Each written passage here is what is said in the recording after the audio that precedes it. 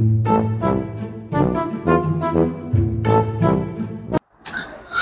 Guys, আসসালামু আলাইকুম।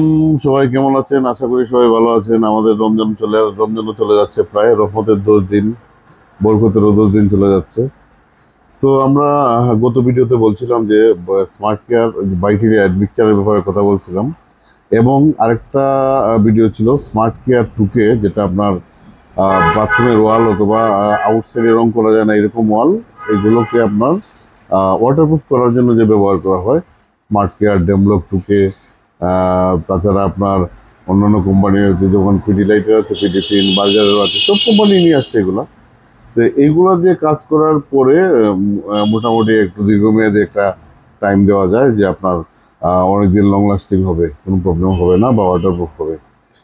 কিন্তু অধিকাংশ জায়গাতে আমরা যখন যাই বা প্রজেক্টে যাই, ওনাদের সাথে কথা বলার পরে ওনারা বলে যে না, আমরা কোনো অবস্থাতেই মানে আস্তর ভাঙবো না। আস্তর না ভেঙে যদি কোনো কিছু থাকে তাহলে আপনারা ওইটার জন্য আপনারা কোনো কিছু যদি থাকে তাহলে দেন। এখন আস্তর না ভেঙে কাজ করা, আমরা অনেকদিন যাবৎ কোম্পানির কাছে ক্লেম করে আসছি যে আস্তর না ভেঙে কিভাবে করা যায়। কোম্পানি অনেক গবেষণা করে বা অনেক চিন্তা ভাবনা করে ওইটা যে ডেমলক হাইড্রোলক, যেটা এটা হচ্ছে স্মার্ট কেয়ার প্রোডাক্ট, ডেম মানে এটা সেলাইন প্রোডাক্ট, এটা ডেমলকের জন্য হাইড্রোলক প্রোডাক্ট, ওইটা নিয়ে আসছে এবং 3 বছরের ওয়ারেন্টি দেওয়া আছে ওইটাতে। যদি কোনো ওনার মালিক যদি উনি চান যে আপনার আস্তর ভাঙবেন না, না ভেঙে কিভাবে আপনার ওই জ্যামটা রোধ করা যায়, তখন আপনার পার্মানেন্ট বলা যায় না বা দীর্ঘস্থায়ী বলা যায় না, 3 বছরের একটা ওয়ারেন্টি আছে।